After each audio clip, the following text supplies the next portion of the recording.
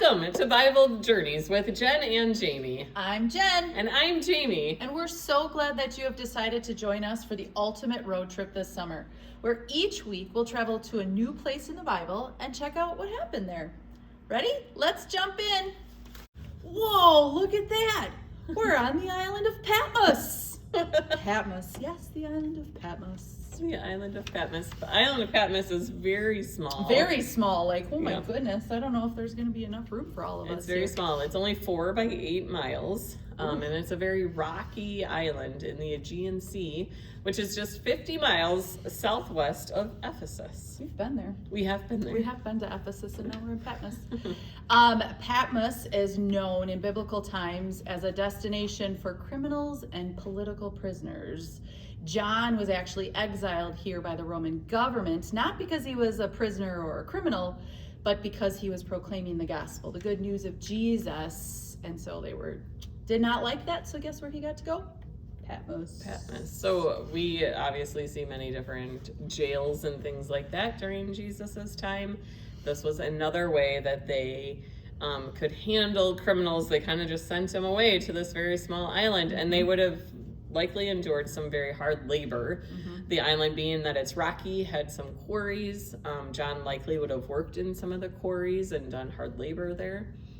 So even though they were prisoners and sent to this island, the prisoners were allowed quite a bit of freedom on the island. They could roam around, but they were responsible for providing their own food and shelter.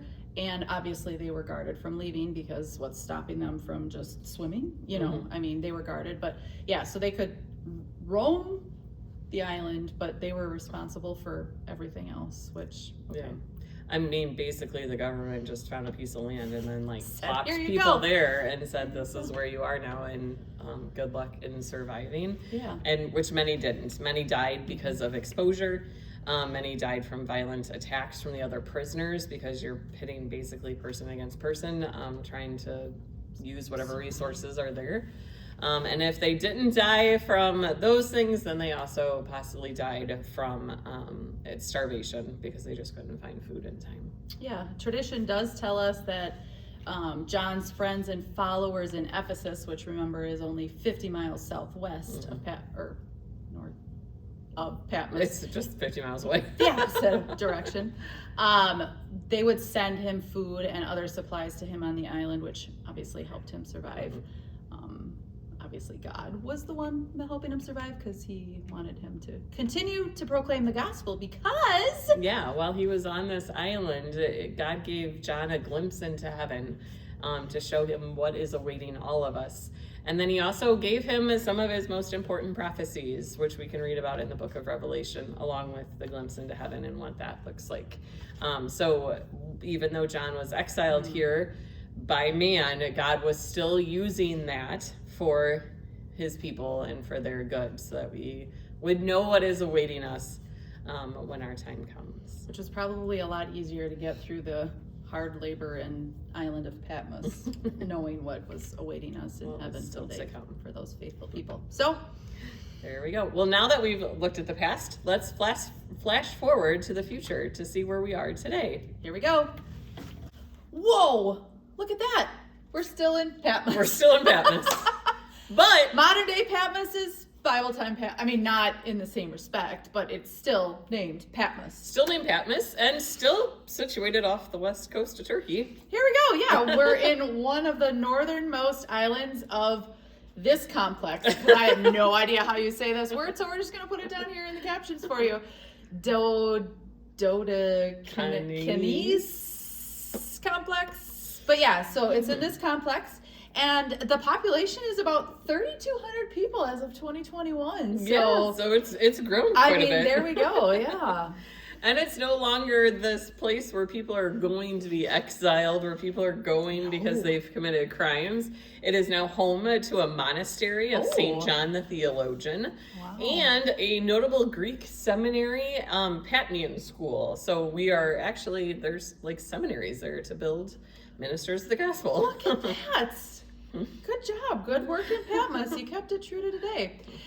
It is a popular destination in the Christian pilgrimage, and visitors can see the supposed cave that John was said to have received the revelations from God. So we're not quite, 100% sure on that, but that's the pilgrimage you make to Patmos.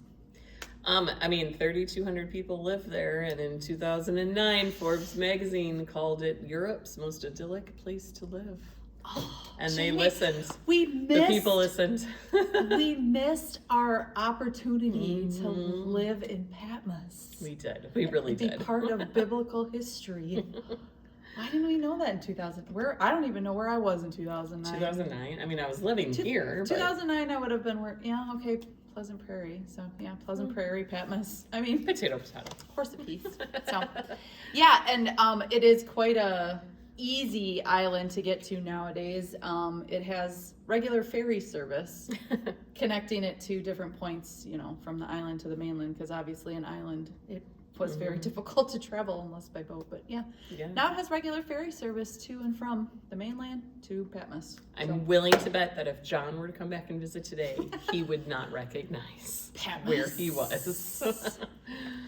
Yeah, probably not. But we should maybe put it on our bucket list. Let's travel to Patmos. Here we go. We could. I would like to do Patmos of today, not Patmos of John's day, where we're sending prisoners to work the land and the quarries. Well, we are so glad that you joined us this week as we took a closer look at Patmos, and we hope that you'll continue to join us as we take a closer look at different places from biblical times to where they are today on Bible Journeys. See you then.